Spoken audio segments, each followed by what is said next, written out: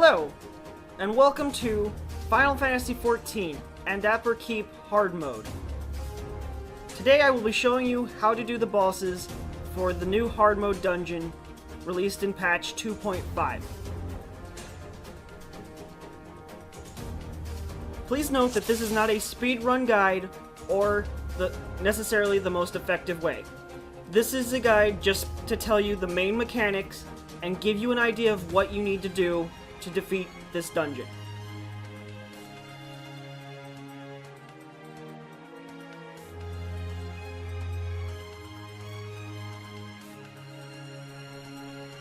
Beyond your normal trash mobs, you will have to deal with Ochus blocking your way through certain sections.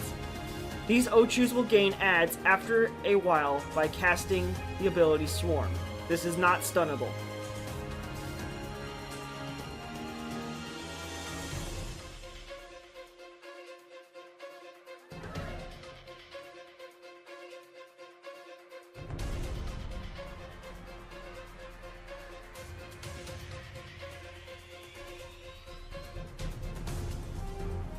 Inside the first corridor, you will meet with the vines that will slam onto the ground every few seconds.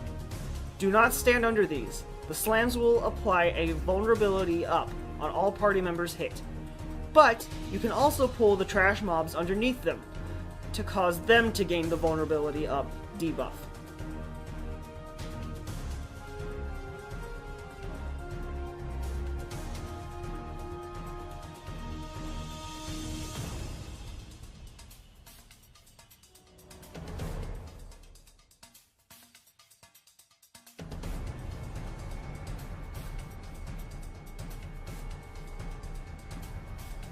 The first boss that you will fight is Anchag, a boss trying way too hard to be Odin. On the outer edge you can see 4 statues. These are important. Unless you need to, do not stand next to the statues.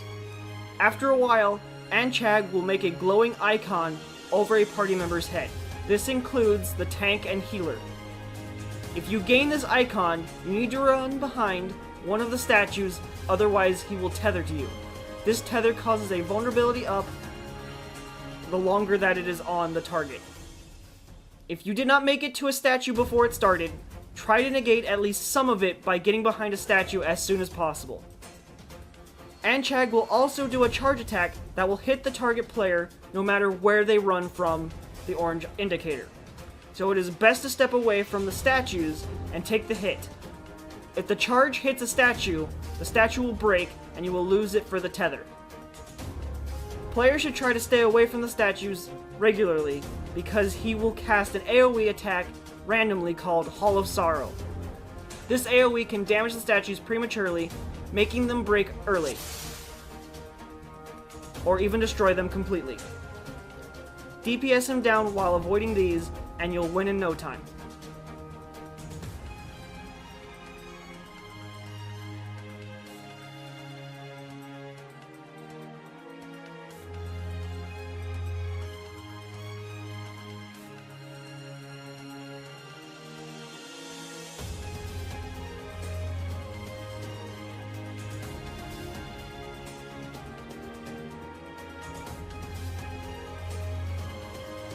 The next section of trash mobs is pretty straightforward.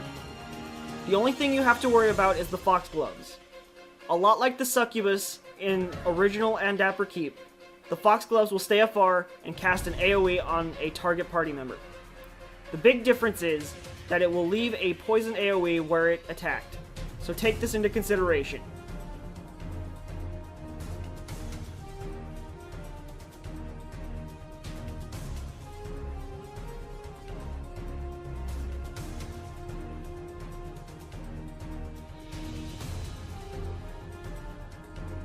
The Ochus that had been blocking your path are now replaced with Treants.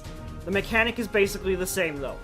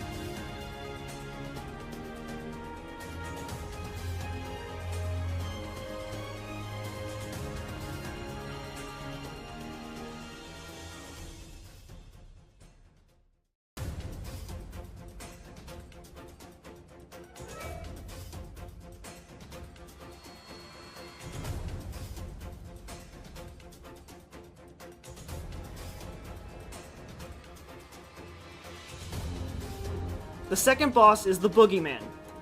He has a few things you should watch out for, specifically the dead cult members on the floor and the orb floating around the room called luminescence.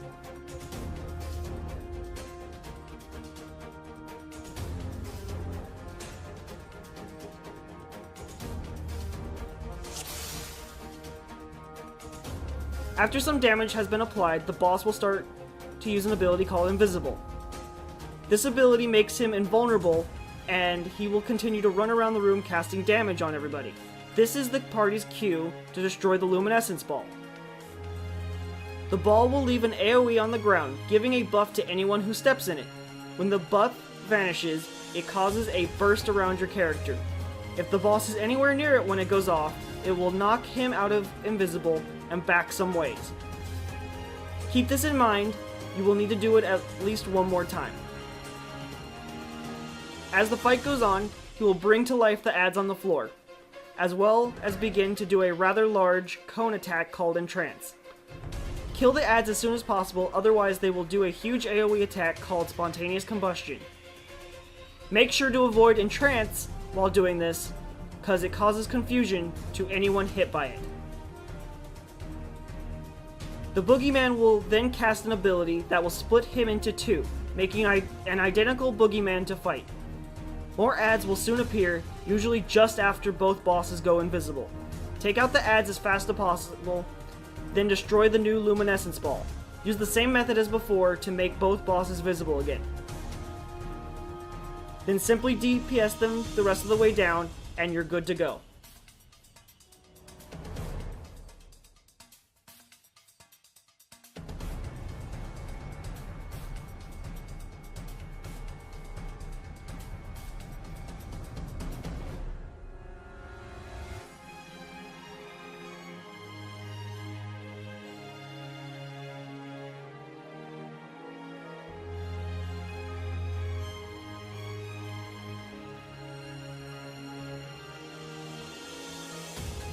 The last section of trash mobs is different from the rest.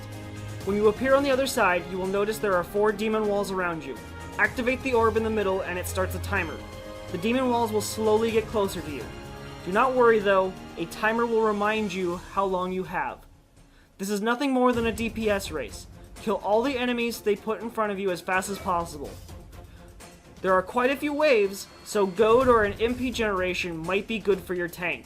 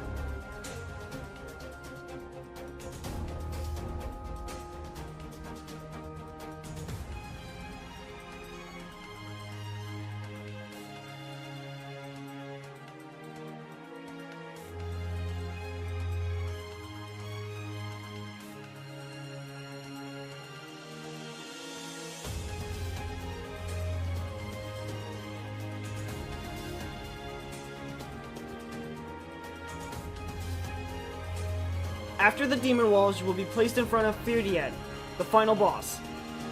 He is a lot more simple than he might seem, but try to focus on the important things. He has 2 main abilities he does. One is he starts casting a huge AoE that grows in size, while tethered to ads. And the other is summon slimes that will hold on to players while casting a cone attack in their direction.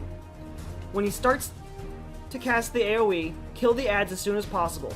Tanks and healers should be DPSing as well. This will stop the AoE from growing and give you a place to avoid it.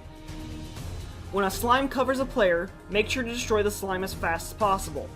Otherwise, they will get hit by the cone attack and take major damage. While this is going on, he will make blades skid across the floor, as well as summoning spinning sights. Simply avoid these. As the fight goes on, he'll eventually tether to 1 ad and summon 2 slimes, covering 2 players.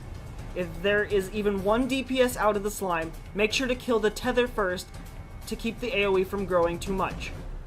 If both DPS are slimed, then the healer and tank should release them as soon as possible, then focus down the ad. After that, it should be as simple as DPSing him down and following previous steps.